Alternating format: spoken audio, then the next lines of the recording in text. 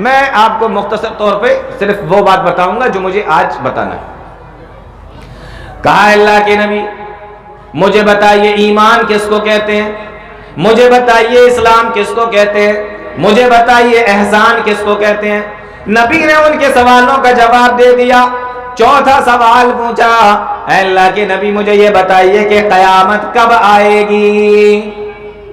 नबी ने कहा, मल मसऊलु अन्हा बिअअलम मिनस साइल, वो पूछने वाले जितना कयामत के बारे में तुझे इल्म है उतना ही मुझे इल्म है।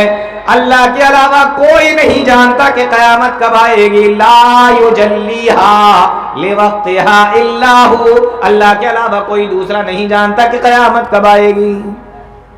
हमें भी नहीं मालूम, तुम्हें भी नहीं मालूम। जिब्रील अमीन ने सवाल किया, अल्लाह के नबी अगर कयामत का इल्म, कयामत कब आएगी इसका इल्म नहीं है, तो आप मुझे ये बता दीजिए कि कयामत की निशानियां क्या हैं, कयामत आने की निशानियां क्या हैं, कैसे पता चलेगा कि कयामत आने वाली है। प्यारे नबी सल्लल्लाहु अलैहि वसल्लम ने इरशाद फरमाया, देखो कयामत की निशानियां बता रहे हैं। आपने फरमाया, अंतलिदल अमतु रब्बतहा, कयामत की पहली निशानी ये है कि लौंडी अपने मालिक को पैदा करेगी, अपने मालिक को जनेगी। को समझ में आया? नहीं समझ में आया होगा।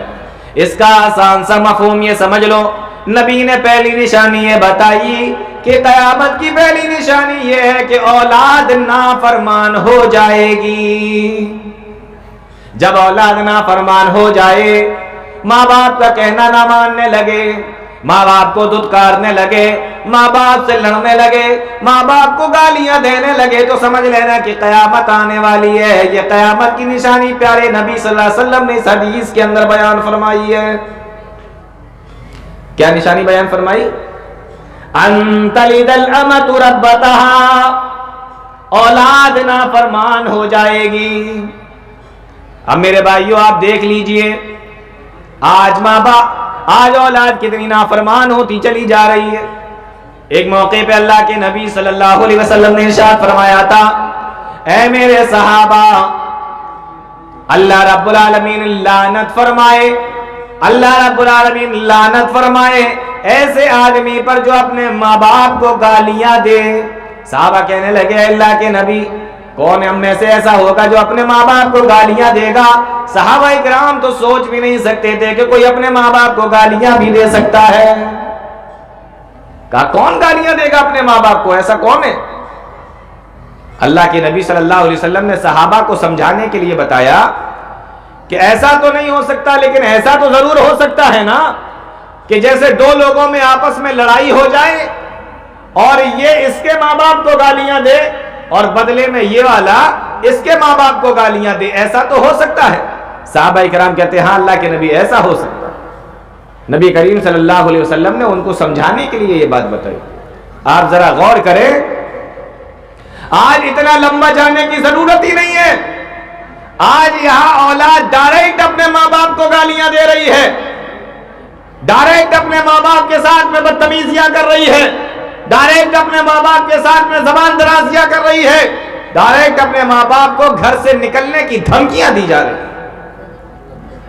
कितनी मर्तबा ऐसा हुआ, आपने भी देखा होगा कि बूढ़े माँ बाप हैं, जवान औलाद है, और बूढ़े माँ बाप अपनी जवान औलाद के सामने बोलने से डर रहे हैं।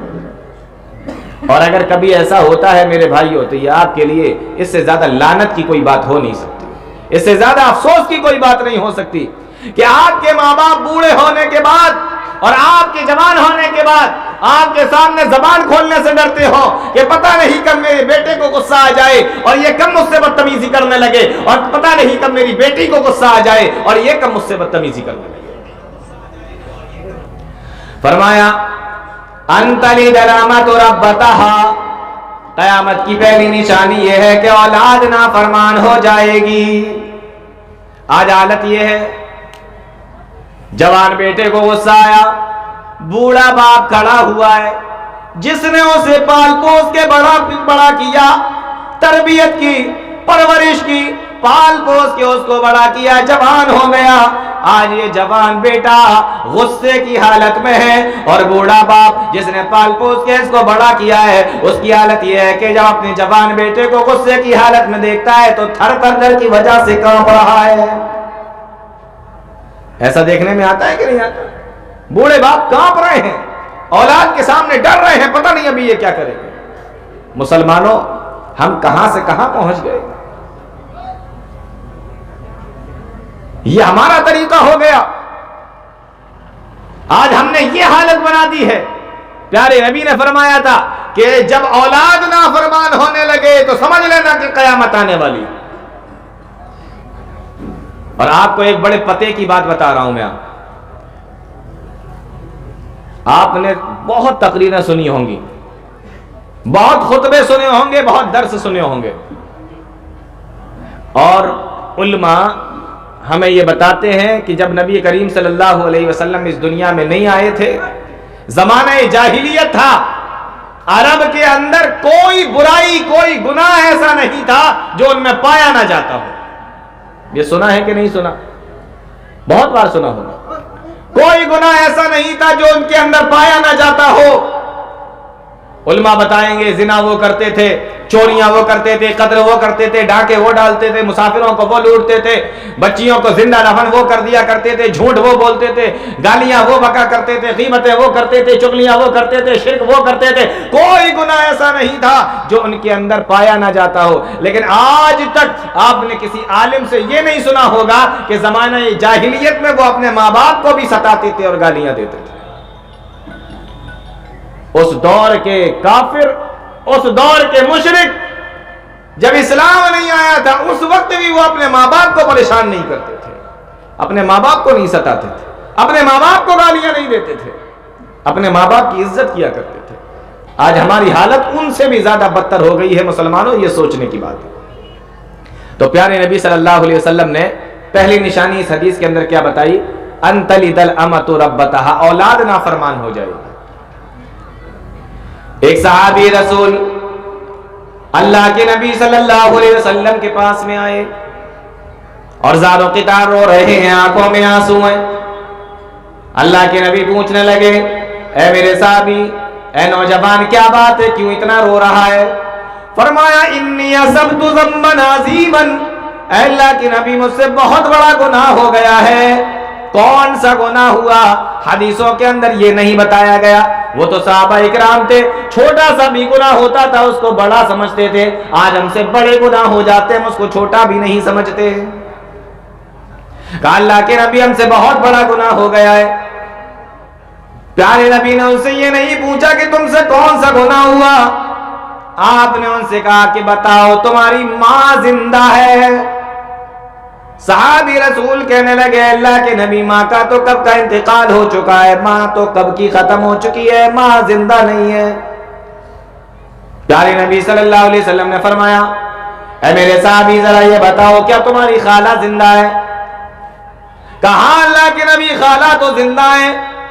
प्यारे नबी सल्लल्लाहु अलैहि वसल्लम ने फरमाया, ऐ मेरे सहाबी, जाओ और अपनी खाला के साथ में नेक सुलूक करो, अपने खाला के साथ में हुस्न सुलूक से पेश आओ, उनसे अच्छे तरीके से बात करो, उनसे अच्छे तरीके का बर्ताव करो, नेक बर्ताव करो, अच्छे तरीके से उनसे पेश आओ। अपनी खाला के साथ अल्लाह ताला तुम्हारे गुनाह को माफ कर देगा।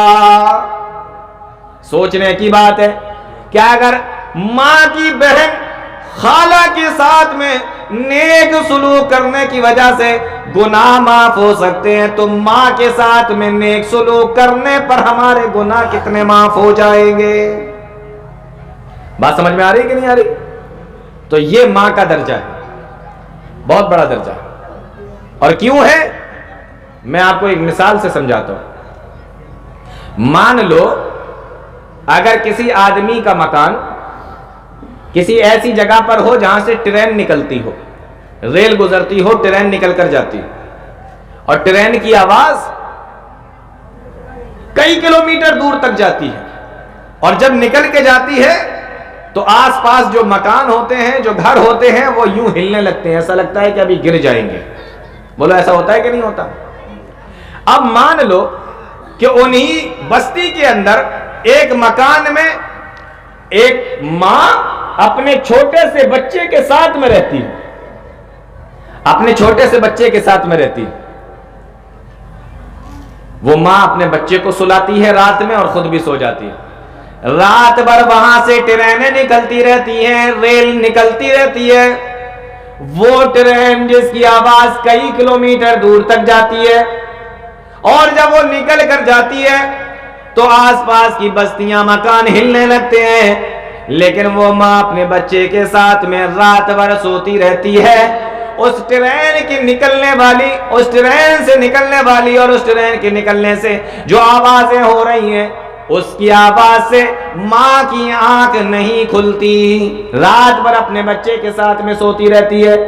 वो मां जिसकी आंख रात भर निकलने वाली ट्रेन की आवाज है ना खुलवा सकी, रात भर निकलने वाली ट्रेन की आवाजों से जिस मां की आंख नहीं खुली, बराबर में लेटा हुआ उसका वो छोटा सा बच्चा अगर रात में एक बार भी रो देता है तो मां की आंख खुल जाती है। मां इतनी मोहब्बत करती है अपनी औलाद से।